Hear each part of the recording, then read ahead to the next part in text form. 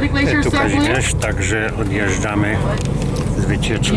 You found out, yeah. I'm gonna tell you guys the real reason. That's because it's sad that you guys are leaving. Aww, so we're all gonna wave goodbye to Glacier. Bye, Glacier. We'll miss you. Love you.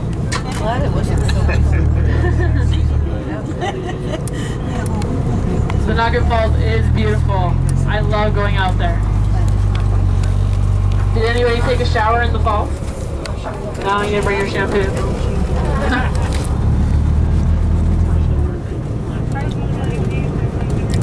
Alright. Well, you guys, we are on our way back to downtown.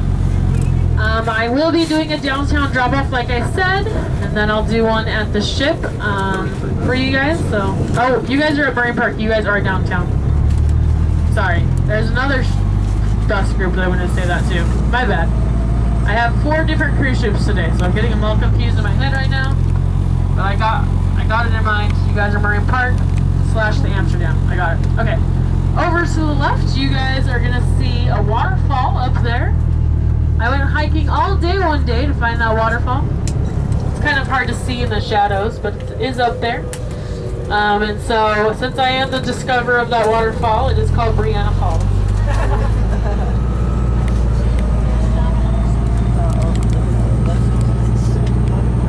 Yeah, it's kind of hidden up there. It's easier to see it the further down the road we were.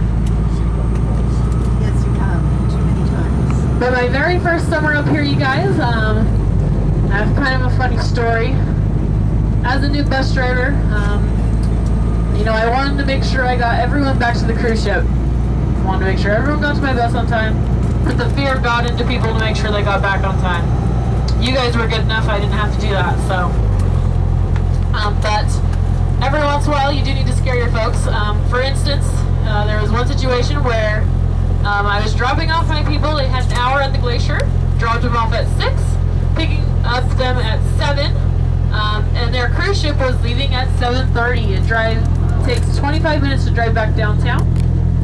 So, yeah, it was very important for them to get back on my bus at 7 because I only had a 5-minute buffer to wait for people and to unload. So, I made sure everyone heard 7 o'clock. I tried to. And then I come up, count how many people I have at 7 o'clock, and I'm missing one person. It was very, very disheartening. But we finally wait 5 minutes for this one person, and I still don't see them. So I hop on the bus, and I ask everyone on my bus if they have anybody missing from their party that they know of, and no one says a word. And it's very unusual to have a party of 1, so I decided to radio into base, because at this point I will be late to the cruise ship.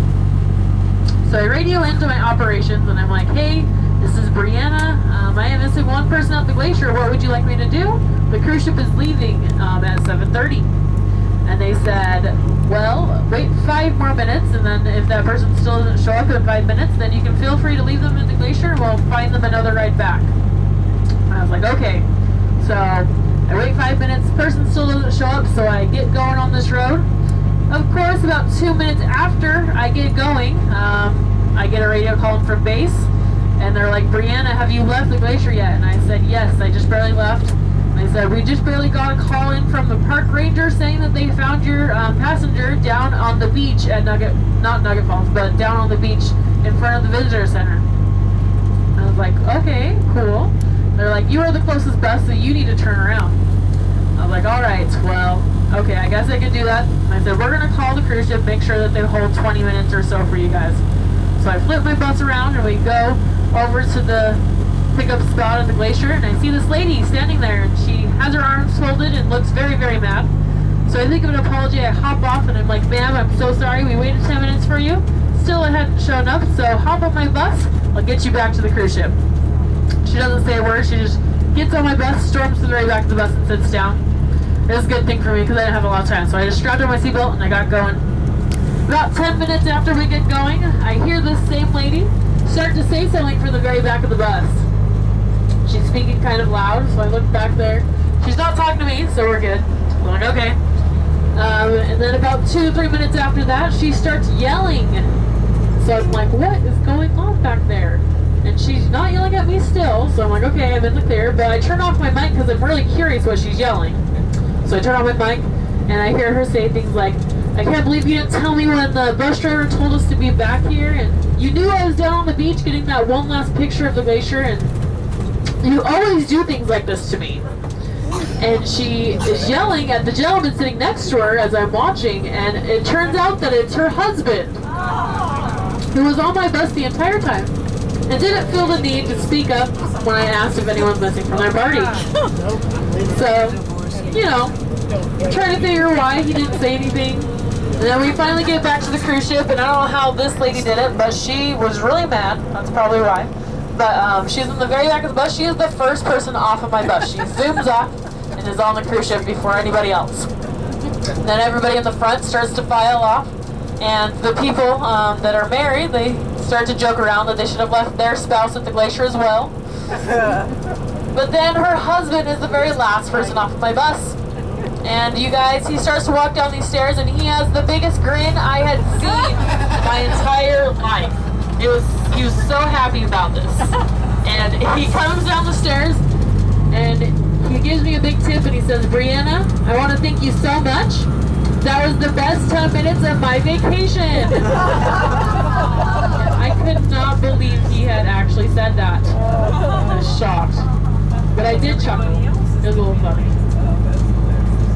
I always tell this story after we leave the glacier, so no one leaves their spouse at the glacier. It gives me that headache again.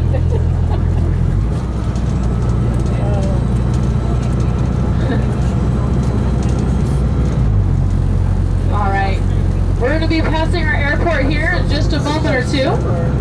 Our airport is pretty famous. It's an international airport, one of the smallest international airports I've ever been to.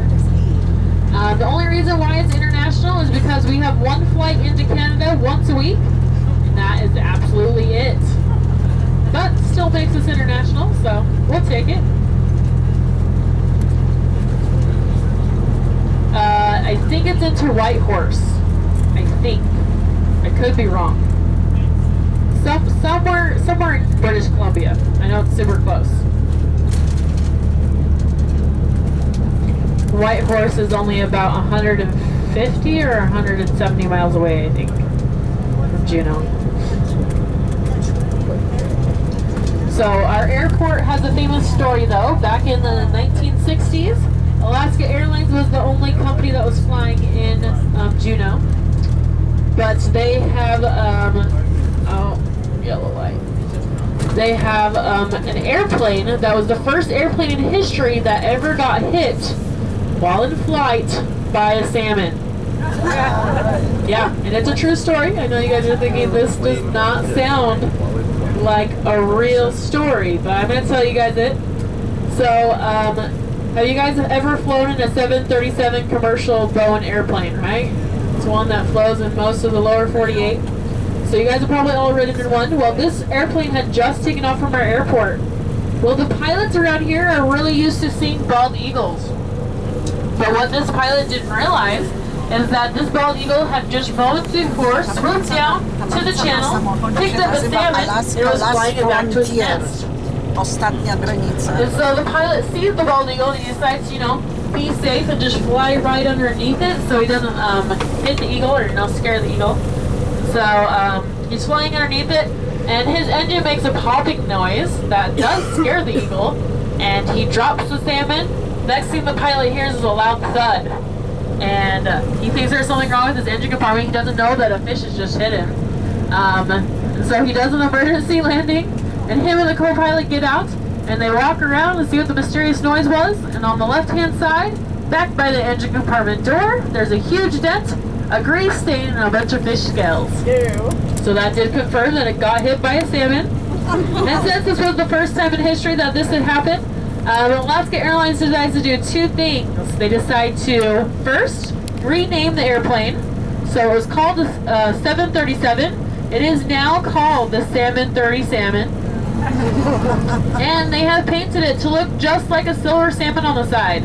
This is a newer airplane. They've repainted it since the 60s. But I'm going to pass this around for when they repainted it. They've actually gotten a new airplane that they have just transitioned to be the Salmon 30 Salmon. So the original one no longer exists, but there's the Salmon 37 now. So yeah, it looks just like a silver salmon on the side of the airplane. Make sure everyone sees that. I know sometimes both sides don't see it. So just slither it around. That's the easiest way I found. Or back this way, up this way. Either way. But I had told this story every single day last summer, and at the end of my summer I was flying back home to Utah, and I had a layover in the Seattle airport. And what do? But I'm sitting there waiting for my flight, and across from me, what do I see but the Salmon 37 sitting right there in front of me. I took a video of me freaking out that I saw the Salmon 37, and I was on the phone with my boyfriend, and I was like freaking out, and he's like, it's okay, it's okay. I do not stay here for the winter. I am a transplant for the summer. I go to school in Utah, so I'm gonna fly back home to Utah where I grew up, go to school.